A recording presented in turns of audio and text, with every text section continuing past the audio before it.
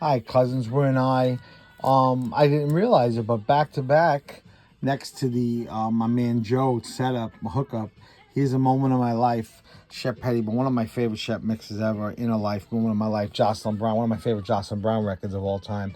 Um, this record, very, very special to me. I remember when this came out, man. It was just it was just different, man. And it was, at this time in '82, the music was, there was great stuff coming, but there was the adjustment because you're coming off of disco and all the hatred toward disco. So you have this new wave thing kind of bubbling up, and it's more like kids that got the crazy haircuts and that whole flock of seagulls thing going. And then it was just like the grunge thing was, there were a lot of different things, especially in New York. I mean, if you were in the Village, walking around the Village in Soho in '82, it was the most incredible thing ever.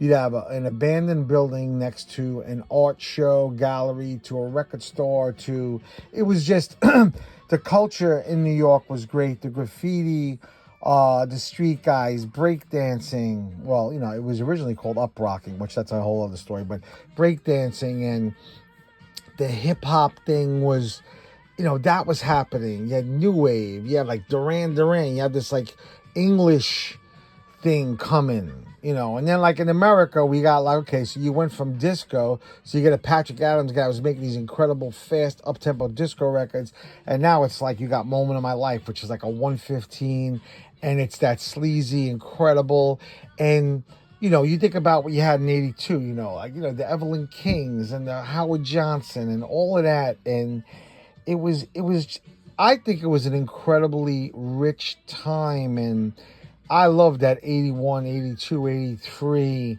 but it was just, it was like a, what's the word I'm looking for? It was just, there was, the process, it was like a growing period, and people, even as a DJ, it was like, you go to a store, all of a sudden, these are the records that you're playing. You're playing a Melba Moore record kind of at peak, like a Mind Up Tonight or a Love's Coming At You, where they weren't necessarily big records, but they kind of replaced the bigger records. It was a it was a great time, but looking back as a DJ, it was a different time because I remember doing like sweet 16s and 50th wedding birthdays and wedding anniversaries or 50th birthdays, and I'd play Dirty Talk like for adults that, that's an instrumental record, and it was just an odd thing, but